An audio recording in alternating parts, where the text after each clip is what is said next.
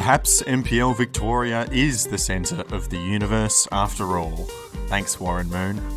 Two more remarkable Australia Cup sets.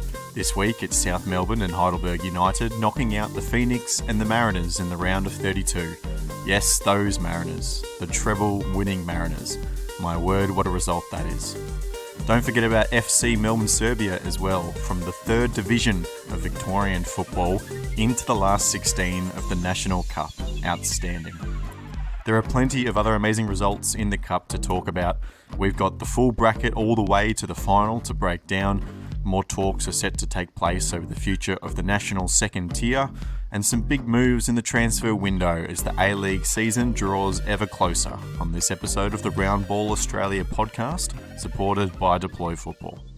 My name is Lachlan Avil, and joining me tonight is Ross Papadakis. Ross, you were at one of the Cup sets at Heidelberg during the week. What was the atmosphere like in the stadium when full time went? Atmosphere was unreal. There was a crowd. What's it called? Pitch invasion. So it was unreal. It popped off. It was great. Yes. Loved it. Plenty of scenes popping off around the country this week. Christian Montegan, it's been insane, the amount of NPL and state league teams that have been bringing it to these A-League outfits. Yeah, definitely. I think it just goes to show that, these NPL clubs can match it with the best, these top tier teams in the A-League. And, it brings up further discussions about this second tier. But, being from being from Melbourne, it's obviously, it's great to see, 3-4 Victorian clubs entering into the next stage from that NPL level. It's just great to see. I just figured, Poletti, after the round of 32 where we saw three Victorian teams knock out A-League opposition, it would be fitting to introduce the three Victorians before we go to the New South Wales person. I don't know if you saw the shaking of my head the second you pulled out the Warren. I did. Yeah, I was just like, you couldn't even give me 5 seconds. And I say 5 seconds knowing full well that that's how long the intro music takes to kick in before you had to wax lyrical about the NPL Victoria. But hey, we've got one side through to the round of 16, and it happens to be the side that doesn't even play in New South Wales because they play at the Arctic Circle. Well, there is the Victorian angle. There is also the A-League angle to this, and that is that just 6 A-League clubs have advanced to the round of 16 in the Australia Cup. I'm not sure of the historical numbers off the top of my head, but that has to be very close to one of the lowest amounts we've ever seen. And we'll talk about the bracket in a little bit, but the draw going forwards leaves a really, really interesting backstage of this tournament as well. But Ross, we're going to start with Heidelberg taking down the Central Coast Mariners 3-1.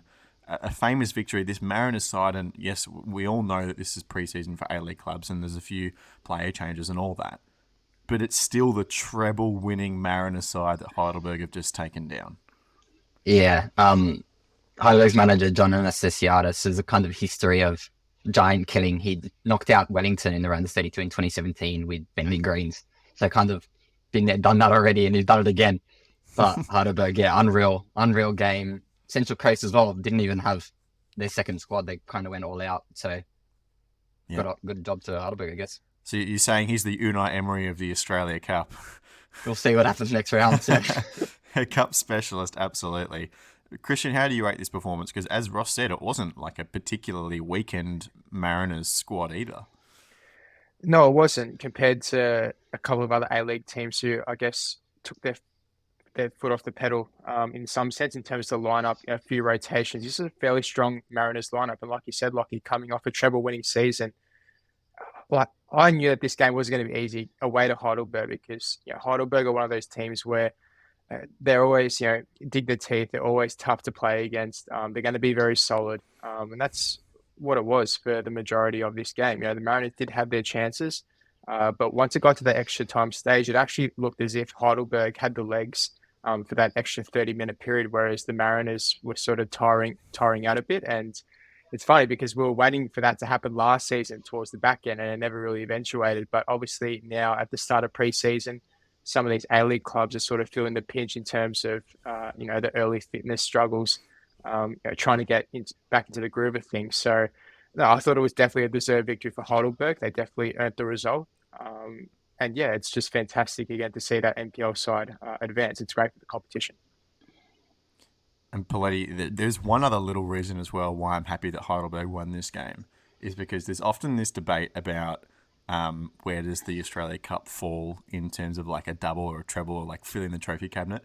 And I want to give a shout out to Coast Watch Football because I saw him post on Twitter before the game going for like, the whole fourth trophy kind of angle in 2024. I'm glad that we can shut that down. It doesn't count towards either, at least in my view, but we don't have to have that discussion anymore. I mean, it's a trophy. Like, it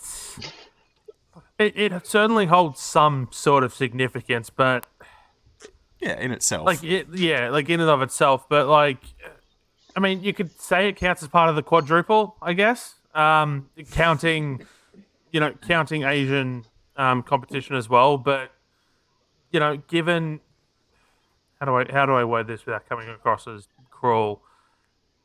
We've seen that A-League sides don't always take this competition seriously. I feel like that's picked up in recent years where it's like, oh no, there's something they actually care about, mostly because they know that they need competitive football and can't afford to go 3 months without it.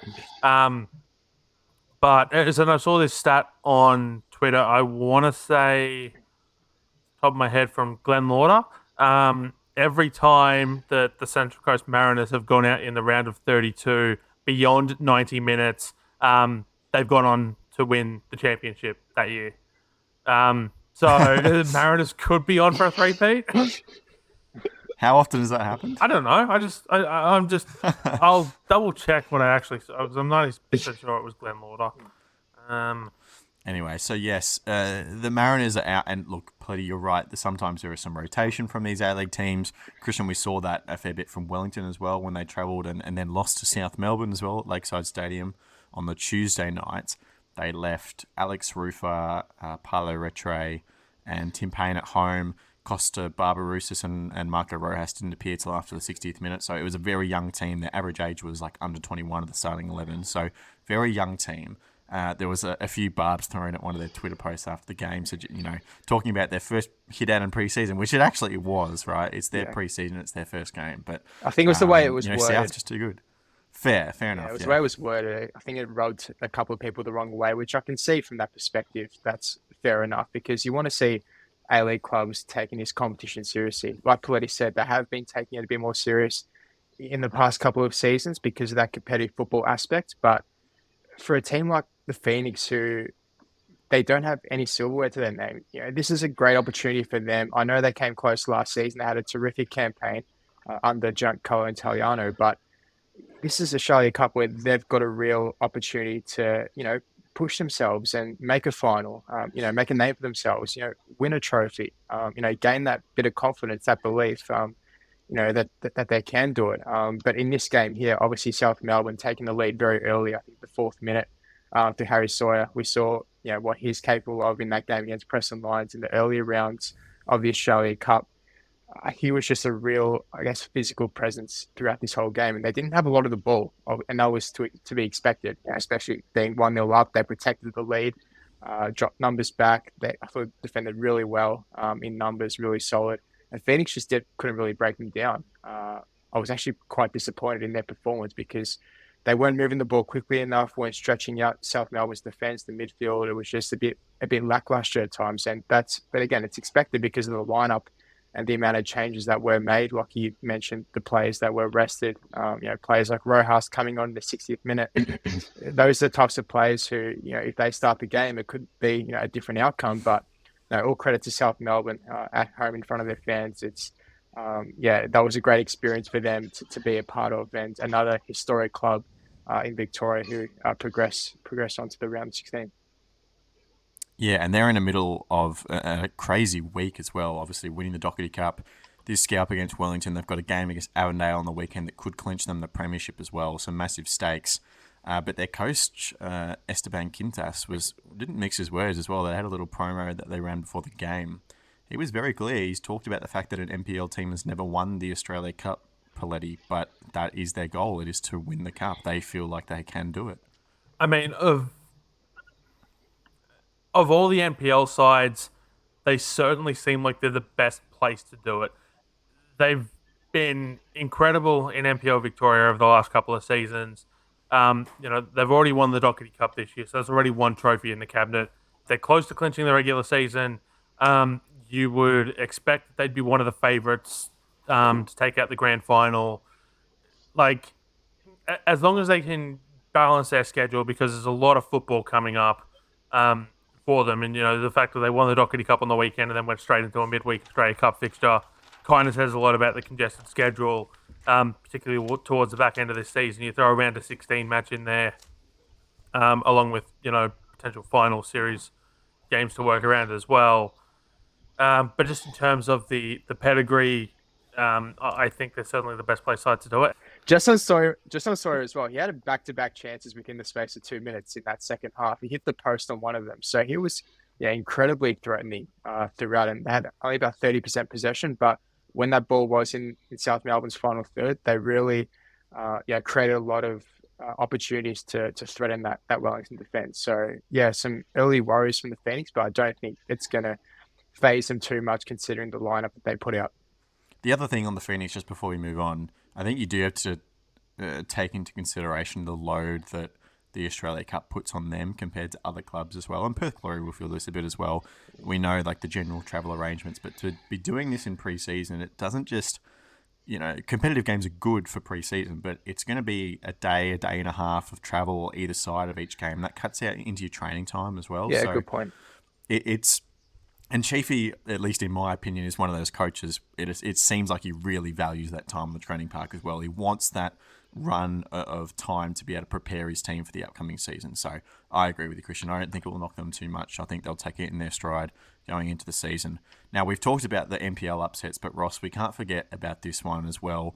Melbourne Serbia from the third tier, playing in VPL 2, which is the Victorian third tier, have managed to get into the round of 16. The criticism of them up until this point was that they haven't played an NPL tier side. They've done that now in the Modbury Jets, beating them on penalties at the home of the Matildas. An incredible story in the Cup this year. Yeah, I'm very high on Melbourne Serbia. I used to play for them when they were Fitro City, so they held a little special place in my heart. But they also beat Kingston City to get into the Doherty Cup. They beat them in the Doherty Cup to get into the Australia Cup. And I just think, if you want any opponent, Hume City is probably the one. So they hadn't beat like a top state team yet, which was the knock, but they've now done it. Christian, it's one of those stories, like we've always talked about these NPL clubs being the ones to challenge A-League teams in the Cup, but all of a sudden we have this team from even further below that. I mean, the gap is even bigger, yet they've made it further than most NPL teams have. Yeah, and like you said, one of the criticisms was that they haven't come up against that really top tier, either A-League or NPL level club. The Modbury Jets have, they've always shown their class, in South Australia. They're a very tough team to break down. And this is sort of an evenly poised contest. There was this incredible goal line clearance where I just messaged the chat instantly saying, how on earth has this ball stayed out? Because the game should have been settled in the 90 minutes. Serbia, they should have went through before extra time. But in terms of, the extra time and the penalties, it was just absolute drama. The atmosphere was palpable. I wasn't there. Ross was. I think he can explain it better than me. But even on the call with Archie Thompson, he was absolutely beside himself. He was absolutely enjoying every single second of it. I loved it. But these are the stories that we want from the Australia Cup. This is why part of the reason why we love this competition, why it's so important. For Australian football moving forward. To see these stories. We saw Ross's article. We read it a few days ago. It was a great piece on Round Ball Australia. Just highlighting Serbia's history and their pedigree, Victorian football, and just to see these stories come out from some of these clubs, and now to see them progress to the round of 16, it's just it's incredible. Look, this is a side that has had 5-6 different identities in their 60-year history, and when Zeljko Popovic came into this club 2-3 years ago, he was given a 10-year goal, a 5-year goal of being into the NPL system. Obviously, he's got back-to-back promotions, and now they've finally found the home in Kevin Bartlett Reserve. They've got a name, they've got an identity, and now he's got 3 years to get into the league. So I think he's looking up for Melbourne Serbia. Yeah, he's doing it all right. And these are the kind of stories, as you say, Christian, and this is what the magic of the Cup, that whole idea, it's what it's based around, and it's incredible that a team like them have gone so far. And let's take a little bit of a look at the draw now, because it's shaping up, and I'm going to make the bold claim. I reckon we're getting another member-fed team in the Australia Cup final this year. It's really shaped up to be a very big possibility. I agree. Yeah. I do as well, yeah. It's there. So we'll look at one side first, and we've got the Jets versus MacArthur, who are against each other in in a round of 16 clash.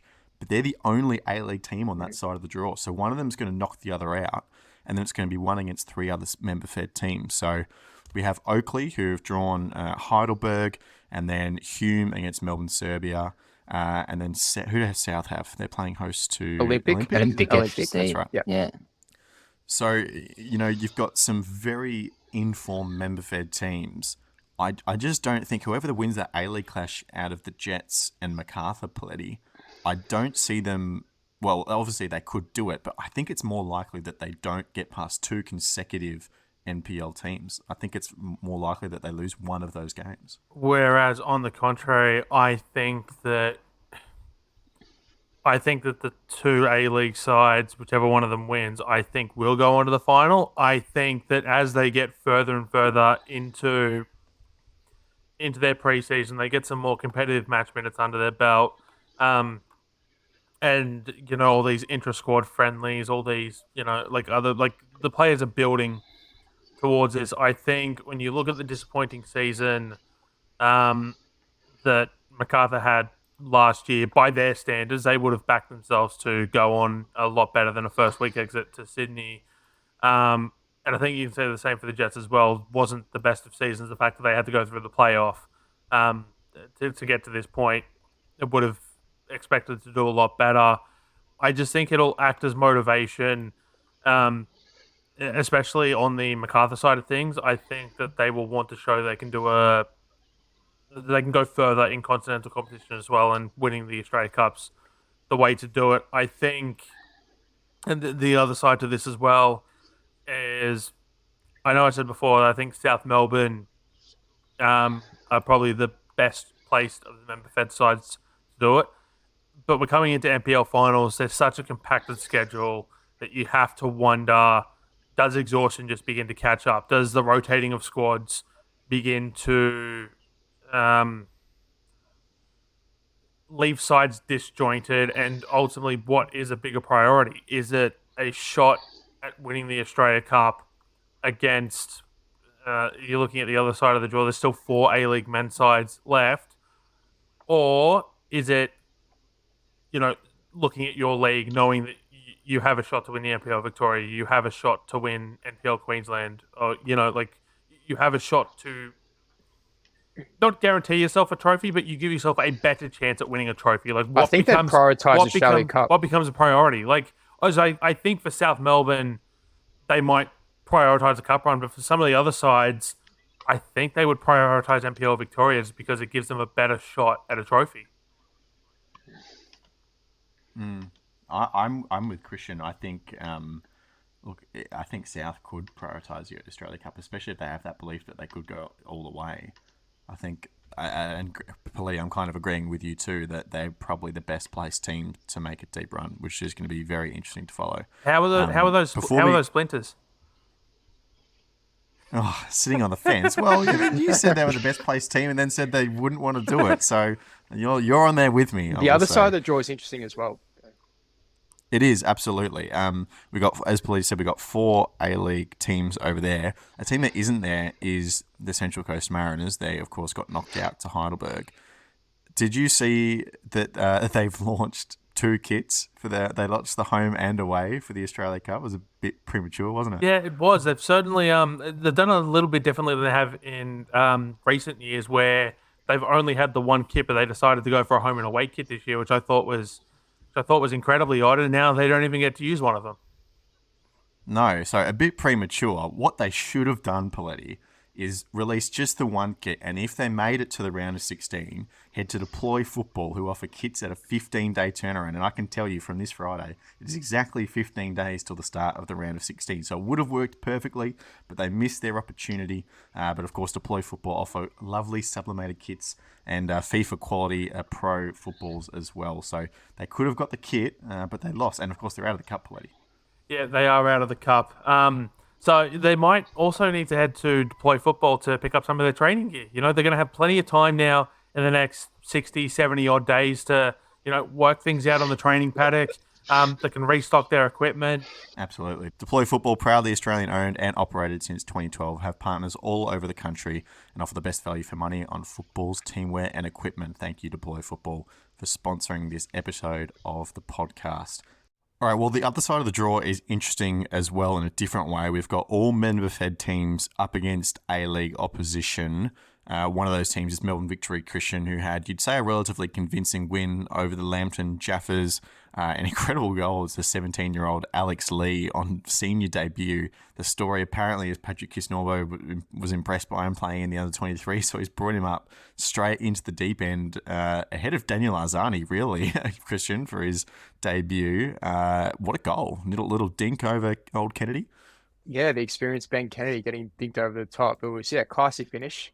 I thought it was a convincing performance from him, just getting, like you said, chucked in the deep end at such a young age. I know it's the Australia Cup and it's around a 32. Victory obviously expected to win this game, but at the same time, every single game, leading into, the A-League season, the first few games, like I keep repeating myself, this is an important period for Patrick Kisnorbo because he needs to nail down his ideas, his philosophy, gain the trust within the supportive base because, as we know, half of them aren't really sold on the idea of Kisnorbo coaching them, having been, sort of a former City legend. So he's going to have to gain the trust of them. You're talking about the fans, right? The fans, yeah, because there was sort of a bit of a divide as soon as that announcement was made that Kisnorbo was going to coach the Victory.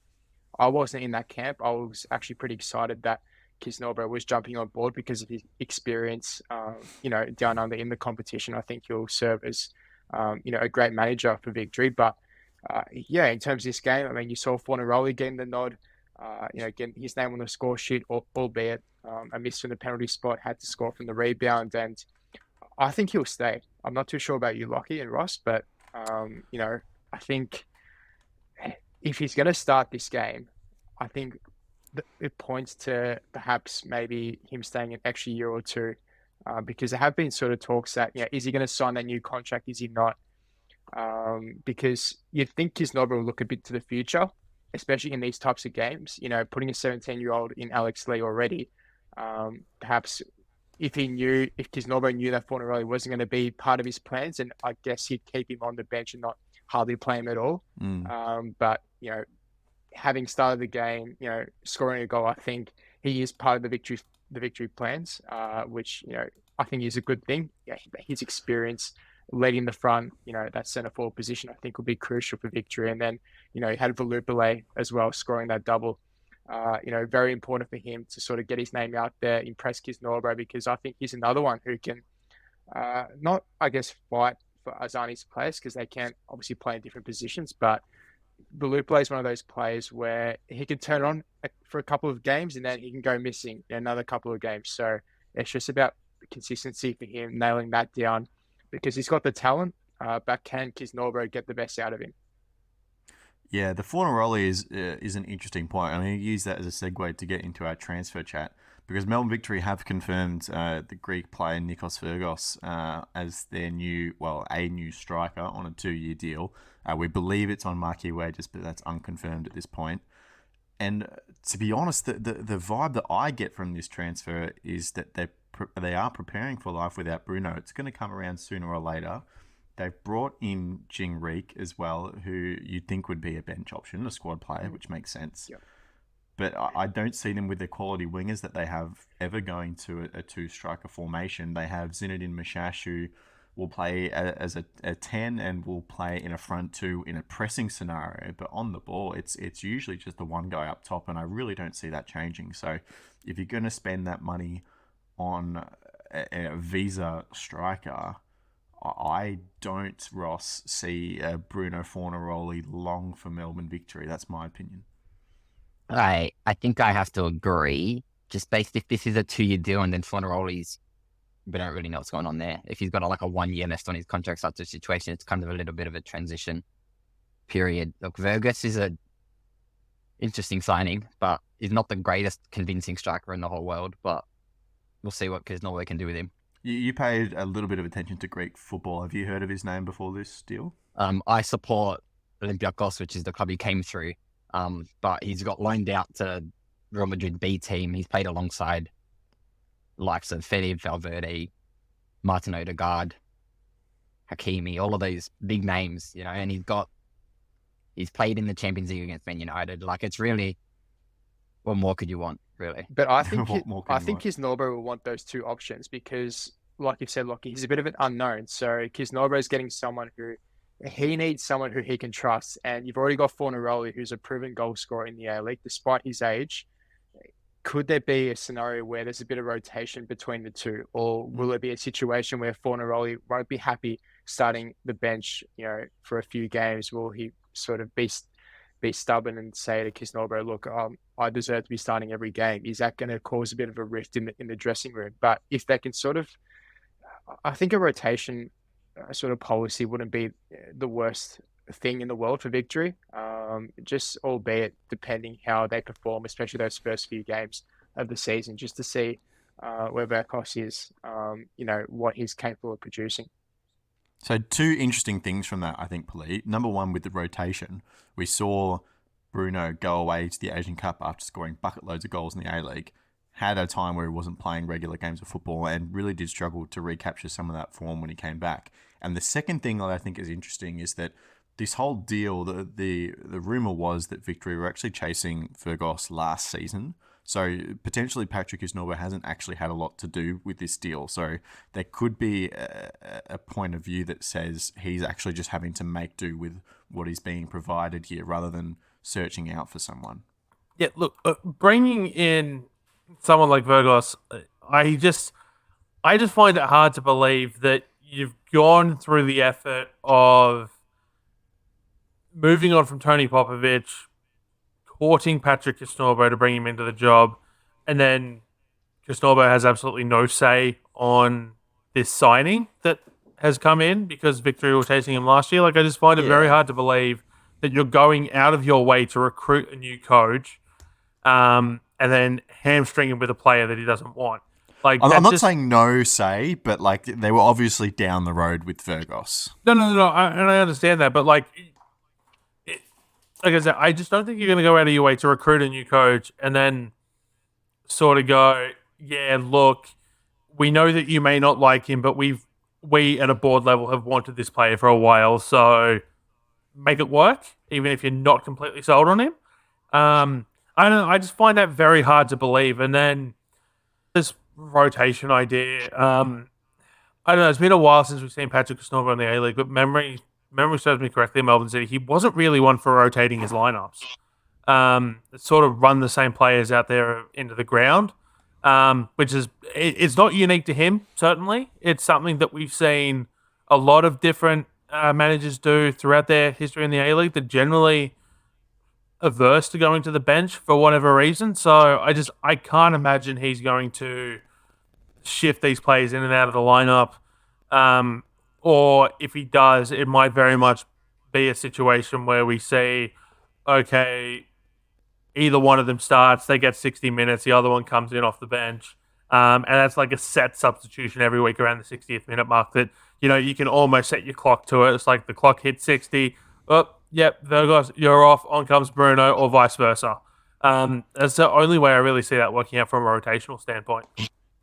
Yeah, and of course you got Jing Reek as well, who scored a double in their first preseason game against Green Gully. And, they had the 3 strikers at the Mariners, which Reek was obviously a part of as well. But they had extra games. They had the AFC Cup to commit to. So, rotation was more necessary there. It's going to be very interesting to see how it plays out. Let's go international a little bit, and there is a Socceroos pair that have landed deals in the championship. Harry Suter has finally got a move away from Leicester. That is to Sheffield United. That is done. He will be a Blade for the next season. And then Alex Robertson as well, who had such a great first half of the year, but then got that nasty injury that saw him miss the second. He's gone to Cardiff City, completed his rehab now, so he's in a championship team as well, a step up from where he was in League One. Christian at Pompey, great moves, 2 players that really are important to the Australian national team setup, and they seem to have got some good moves for themselves this window. Yeah, as long as they're going to get consistent playing time, that's all we want at the end of the day, isn't it? Because we know the quality of football over there in England is strong. Albeit in the second division, but especially for Harry Suter, I think this is an important move for him because Graham Arnold has consistently come out and said in the press that he needs Suter to be playing regular football at senior level. Otherwise, his place is it's not going to be a certainty, and we've seen that sort of play out in the past few games where you've got the likes of Alessandro Giacatti coming through. He's now playing in the top tier of Italy with Parma. We mentioned the past couple of performances he's put on the green and gold. He was terrific in those performances, albeit they weren't against strong opposition. But it just goes to show that we do have depth in the centre-back role. So there's a lot of different combinations that Arnold can go with. And Suter, like we saw him at the World Cup, obviously, the talent, how much potential he's got. I think if he does get the consistent minutes under his belt at Sheffield, he should be a starter heading into the World Cup because he is that important, I feel, in my personal opinion. Whoever he partners with, that's a discussion for another day. But yeah, with Alex Robertson as well, another key influential player for the Socceroos potentially down the line. Young, a lot of potential ahead of him. So yeah, two very important moves. Yeah, and look, Harry Suter, as you say, has been such a pivotal player for the Socceroos. But Ross, he has got a lot of competition now. Alessandro Giacatti, Kai Rao's just been preferred for a long time as well. Ryan Strain is making the step up into the Premier League with Ipswich this year. He won't be a part of the upcoming window. He's had a bit of a nasty hamstring injury. He'll be out for around 12 weeks. But if we're thinking long-term towards the World Cup, it's a very crucial move for Suter because he needs this playing time because he's got more competition now. He does, yeah. And as Christian said, he's a great player on his day. We saw that in the World Cup, and he's only 25. So he's got time to develop this. Last season, he'll be 26, 27 in the next World Cup cycle. So in the Blades, they're pretty much a shoo-in to go up as well. So we'll see how that goes, and then we'll see what Leicester do with him next season. And then while we're on Socceroos, Poletti as well, we've learnt that Geordie Boss is in doubt for the next window in early September. Also a hamstring, but a little less severe than Ryan Strain. He did it in Westerly's opening match of the Belgian Pro League, which is very unfortunate. But the silver lining here, I reckon Jacob Farrell. He's been long tipped to get his Socceroos cap, and just looking at how the chips are falling, I think it might come this next selection window. I mean, that's certainly a good shout. We need defenders. I know it's Bahrain, but you can't, put the result in permanent marker before it happens. So you need to keep the goals out of the back of the net. So you can certainly do a lot worse than Jacob Farrell, that's for sure. Yeah, and of course, Aziz Bayic is there and will likely get the starting role, you'd think. But in terms of the first call-up for the squad, I reckon Farrell. I reckon it's his time. Outstanding in the A-League last year. A couple of deals that have been confirmed. Julian Aquaitel to Adelaide. This is the Dutch player that's been released by PSV. He's been signed officially to Adelaide on a 3-year deal plus a 4th year as a club option. Immediately loaned to FC Eindhoven in the second tier of Dutch football. The clarification that we have now, Christian, is that he won't take up a visa spot for Adelaide United, which is important. They already have a couple of players on their list, as visa players that are not 100% starters, some more depth picks. So that's a really key point for them that they do have one more visa slot where they could go out and find, a starting 11 player. And they desperately need it, don't they? We've seen Jacob harp on about how terrible Adelaide have been, especially in that recent Australia Cup match where they just scraped over the line in extra time. But, obviously 1 or 2 signings for them, key players, won't hurt this Adelaide side because as it sits, we expect them to miss out on finals unless something drastically does happen in the transfer window. They do happen to pick out a couple of talents who can slot into that starting 11. That can suit Carl Beard's football. But for this transfer in particular, like we mentioned a couple of podcasts previously, what are Adelaide going to get out of this? Is it going to be a financial gain? Are there any details on that front, Lockie?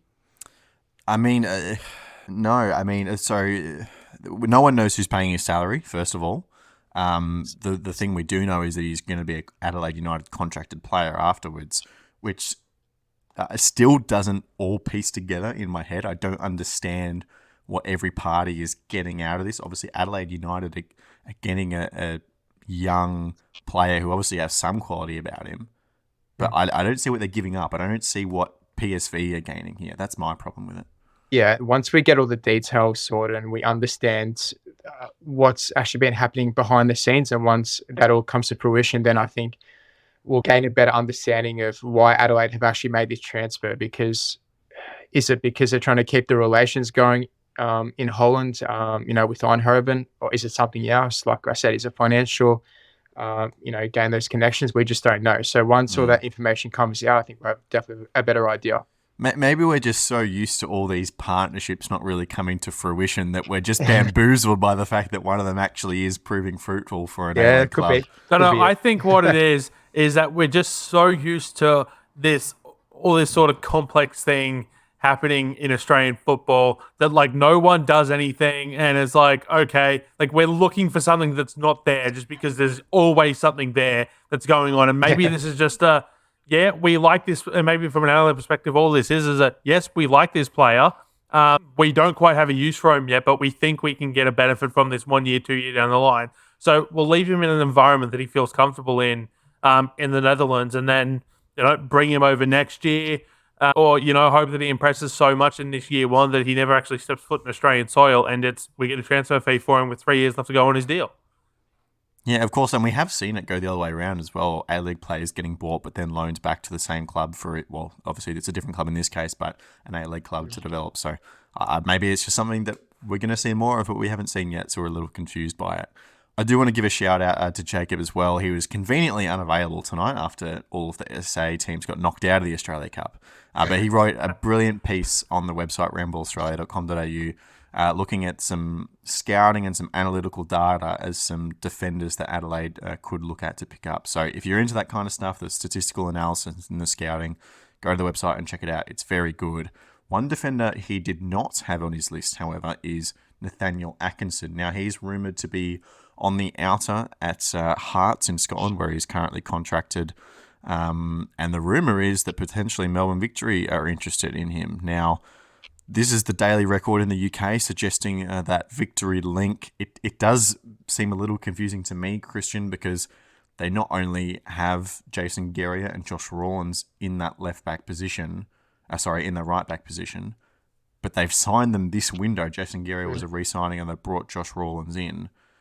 Why do they need a third right-back? It doesn't quite make sense to me.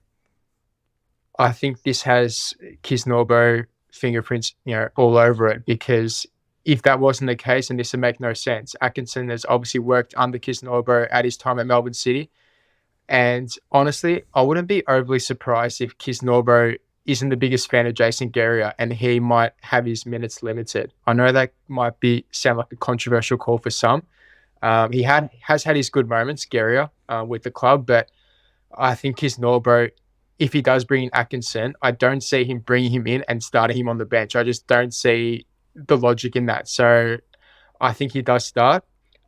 Whether that, Geria can't really be forced out the door because he's just signed a new deal. So that's very interesting. I think the move actually might happen. But I think Geria, there might be a bit of rotation going in that right back position, or they might adapt and slot into the left back position. I know it's not Gary's suited role, and Victory do have a bit of depth in that position, but it's going to be very interesting if Atkinson does come on board, that's for sure. So Christian went exactly where I was going with this, and it just has Kisnorbo's fingerprints all over it. One way this could work out is perhaps a 5 at the back. That way you can kind of you play 2 of them on the one at the right centre back position, one at a right wing back sort of vibe to fit everyone in. Change the format. But I've got a theory. So you said earlier when we were talking about Burgos that this might have been something that the club, has been chasing for a while, right? This might be the trade-off here. It was right. I'm happy for you to sign Burgos and I'll play him, but I want Nathaniel Atkinson. Interesting. A trade deal. What do you make Lucky. of it? Sorry, yeah. Yeah, you go to Ross first. Sorry. Ross, what do you make of it? Because, even at the left-back position, as you're saying, Jason Geary has played there before, but, they have Adama Traore, they have Casey Boss, who, by the way, I'm putting my hat in the ring and saying that Casey Boss might tip over Adama Traore for that starting left-back spot this year as well. I just don't see where they all fit into the same squad. Yeah, look, I like it. Nadiak is a great player, but I don't really, unless Gageria plays in like a centre back cover type of position, considering we've lost Damien De Silva. I guess. I mean, we've signed Brendan Hamill, but that's not great as is. But I don't really understand it. I like it, but I don't get it. Unless you play centre back, but yeah. It could be an option. Centre back is not the worst. Played shout there in the before, world. exactly. Yeah. Gary has played there on occasion. But for you, Lockie, if Atkinson does come in, do you see Gary's minutes being limited? It's hard. It's really hard to say for me. Because Norbo was here when Gary got his deal, so I really struggled to see where all the pieces fall together. Gary has played a little bit more of an inverted role this season under Tony Popovich, or sorry, last season I should say now. Perhaps it offers that stylistic difference that is positive and can be a little bit versatile, but where maybe Nathaniel Atkinson doesn't have that. I don't know. I haven't seen a lot of him in recent years, so look, potentially if you've got three right backs that could potentially be playing. It's good news for the depth though, because that's a lot of good headaches to have as a coach, which can't be a bad thing. But at again, the same time, I'd rather Josh Rawlins be the depth piece because of his youth and his potential. Which is why I think Gary might play centre back, because we don't really have anyone there other than we've got Hamill, Miranda, and then no one. So we need a centre back as well. So unless Gary is that centre back, but maybe it's centre back cover. That's a very good point. Maybe it could be that. All right, Poletti, take us to Dub Central. You got a long list today. I do have a very, very long list, and I will try to keep it as short as possible. Last night, it was announced, Wednesday, August 7th, it was announced that Jada Wyman was leaving Sydney FC. This is one that we sort of saw coming for a little bit, given that... there were rumours. There was the announcement of Bree Edwards signing for Sydney FC a few weeks back, and at the time, it was very much thought there's no way she'd leave Wellington to sign for Sydney just to sit on the bench. And so Jada Wyman, she's off to AOK in Sweden, which sets Bree Edwards up nicely, in my opinion, for the starting role. I'm very excited to see that. Sydney FC have also announced another signing. So today, August 8th, Hannah Lowry is signing with the Sky Blues after departing the Perth Glory, which was announced earlier in the day as well. This really leans into the whole idea of Melbourne City and Sydney FC kind of taking the cream of the crop of all these A-League players, right? I know there's this stereotype that exists, but I disagree. I think, Hannah Lowry said that, she wants this sort of a move because she wants to challenge herself, right? And that's not to say she couldn't have done that at the Glory, but I think you want to go to a side that's a proven winner. And, she's played for the national teams. She's a very talented player. For me, I think that if you look at the way Sydney FC are setting their lineups up, just their overall roster, the only thing that's going to stop Sydney FC from winning trophies next season is Sydney FC themselves. And I say that in the sense that maybe all of these star players just don't quite gel together as well as you might hope. Or if you look at how stacked that midfield is, maybe someone's ego gets in the way or something because they're not getting the game time. It could also just be that there's more departures to come that we don't know about yet, and the club will announce in due course. As I said, it's a very stacked midfield. So at this stage, for me, the only thing that's stopping Sydney FC are themselves. Matilda star Sian Fryer has signed for 2 more years with the Brisbane Roar. That's a good signing for the Roar. They've also announced 19-year-old Singaporean national team player Danelle Tan, who last played with Borussia Dortmund, chose not to re-sign there and has instead made her way to Brisbane Roar with the A-League Women's. made her debut for Singapore's national team at the age of 13 and became the youngest goal scorer at the age of 14. Pretty good pedigree. Absolutely baffles my mind. She's also the first Singaporean women's player to play in Europe. So we'll see what happens there. I'm not going to pretend like I know too much about her. Ella Abdul-Masi has departed the Wanderers with immediate effect. That was announced on August 6th. That's a departure I don't really understand. She can't move overseas because she's not 18 yet. So this strikes me as she's going to another A-League club. I don't know. Like, any club would be lucky to have a player of Abdul-Masi's talent. I immediately thought that she might be on the move to Melbourne City because Melbourne City teased an announcement the next day. But it wasn't Ella Abdul-Masi. It was Shelby McMahon re-signing for 3 more years. McMahon, if she keeps on this trajectory that we saw last season and she continues to develop at City, I don't think she'll see out the 3rd year of that deal. I think City will get a transfer fee for her, and I think that's one of the reasons they've gone for a 3-year deal on this occasion, because that will be the year that she turns 18, heading into the 3rd year of that deal.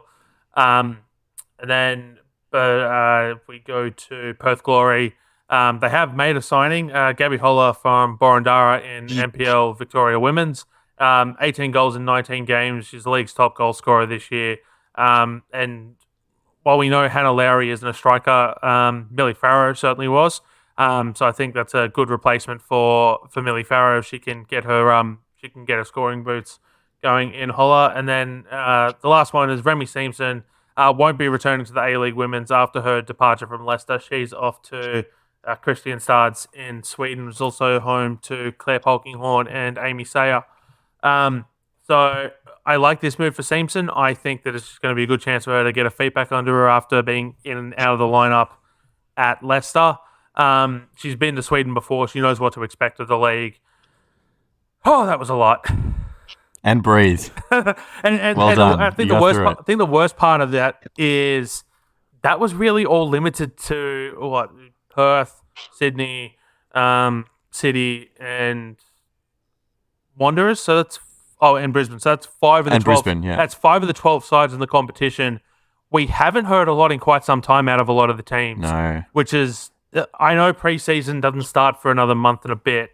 I know some sides generally leave all their announcements late, like Melbourne Victory, for example. But there's just give us information. That's all we want. We want to know who's playing. Who's registered with contracts. Where are you going? Because otherwise, you start to get into this pattern where it's like, okay, you start looking at certain clubs and you think, okay, do you actually have your roster yet? You're a month out from preseason. Like, are you just leaving it to the last minute? And what does that say for your season if that's the case? Like, just kind of help us fans out here.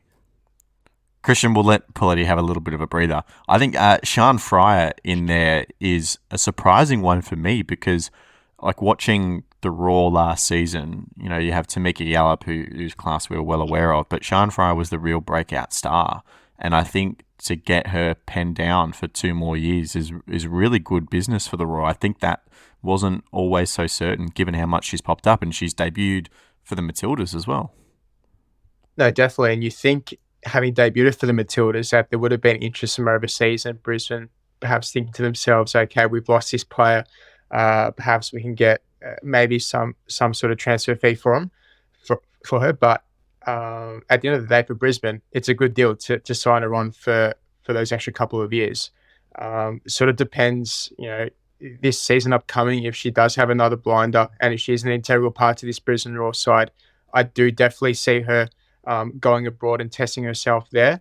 But again, it works both ways because Fryer gets an opportunity overseas and Brisbane potentially can get a bit more of that transfer fee to put into their kitty. So I think it works well for all parties. Yeah, well, Poletti, you were referring to the need for teams to sign players and register players, and that kind of plays into our next topic as well because Joey Lynch released a piece for ESPN earlier on Thursday saying that face-to-face talks will happen in the coming weeks between Football Australia and the clubs set to participate in the national second tier to determine its future. We know it is up in the air at the moment. as the day goes on, or as the days go on, I should say. This home and away format that we were promised, for me, goes ever more unlikely. There's a potential, more whispers of a move to a spring format after the NPL season is wrapped up. But, this will all be determined in due course. But the point I really want to focus on today is just the uncertainty that NPL clubs are having to deal with. And I'm actually referring to the teams that aren't involved, because we have this situation in Victoria and New South Wales where the respective member federations have made their competition regulations specifically vague as to what the promotion and relegation structure of their competitions will be.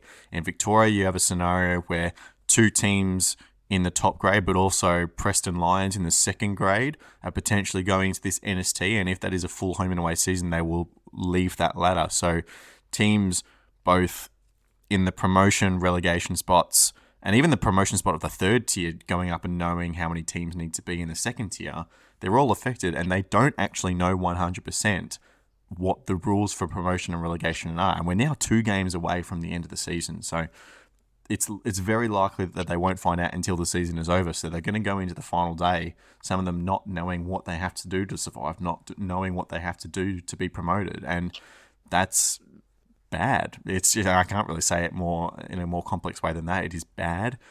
And they have to register players for next season in this calendar year as well. I'm not sure exactly when the date is, but it's definitely before the end of 2024. So, Poletti, there is an abundance of planning issues here. This really just has to be dealt with, and there's not a lot of time remaining to do so.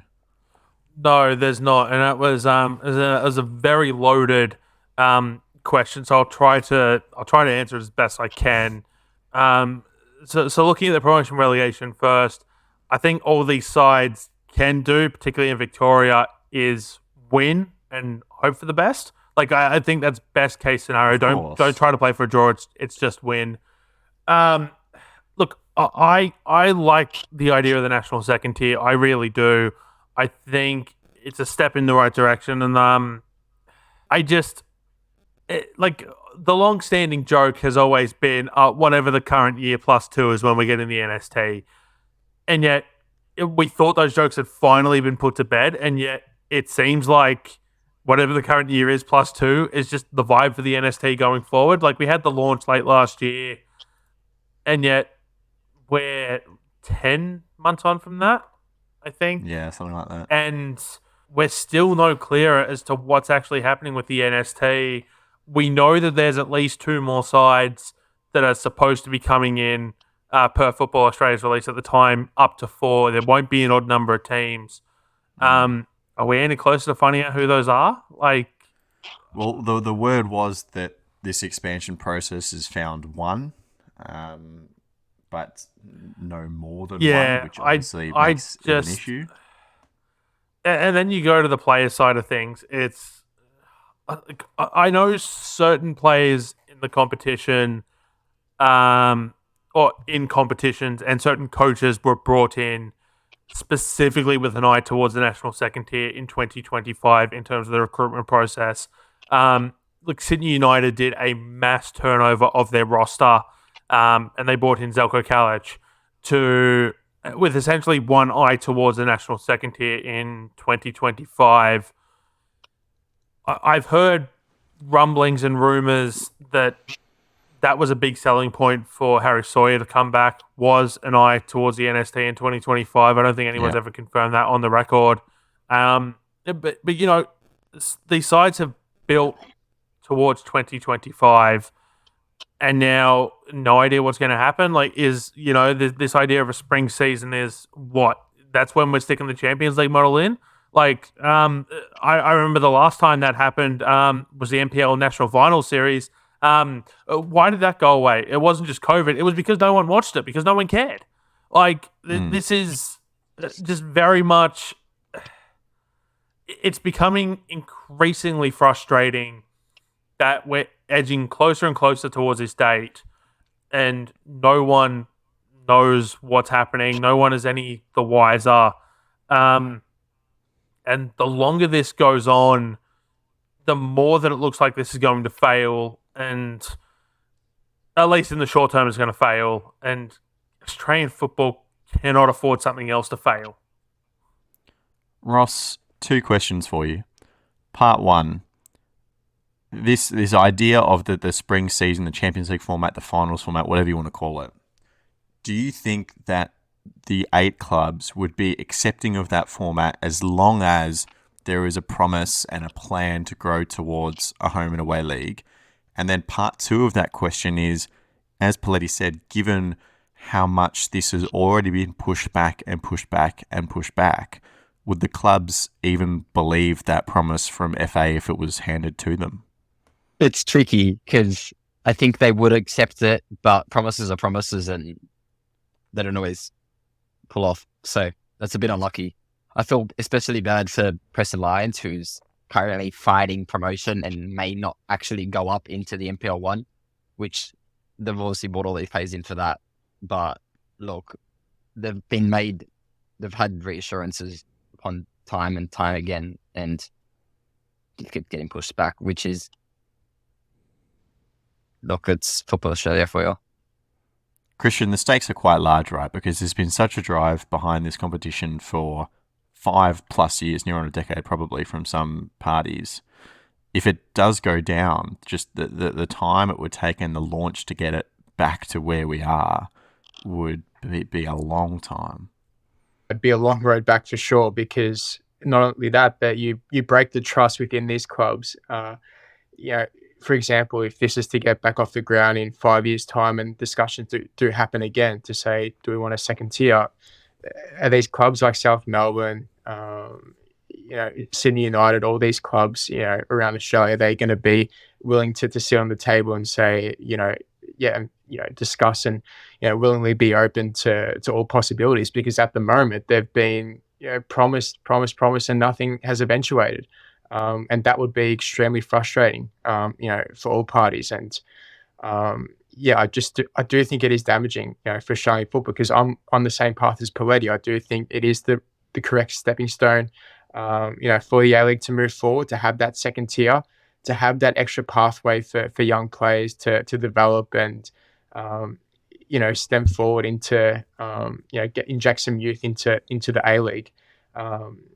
Because that's another avenue for signings, another avenue for money, another avenue for development. It's all these sort of stuff that's gone down the drain if this move doesn't eventuate. So, at the end of the day, if it doesn't go through, it'll be extremely disappointing, because there's been so much talk about it. And then in the end, if it just falls flat on its face, it's not going to be a good look, is it, for Australian football? But No. Just that point, I also think some of what it is already not a good look.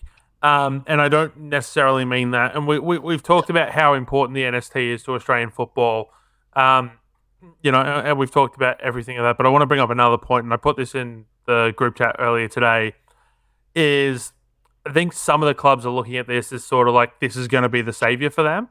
But I don't know if that's the case, because I think, crowds are going to start flocking back. But the season that Sydney United went to the Australia Cup final, I don't know how many people watched their games in NPL New South Wales men's, but they certainly weren't having the best of seasons. They were mid-table at best for the majority of the season. And there were a couple of games where they couldn't even get double digits to the crowd. There were more media and club officials there than there were fans. And we know what ended up happening that season, because we know these fans exist, right? They come out of the woodwork. They came out of the woodwork for the Cup run. The Sydney United Sports Centre was absolutely packed out. You could barely move around the joint. And then 2023 NPL men's season rolls around, and where are the crowds? They're not there.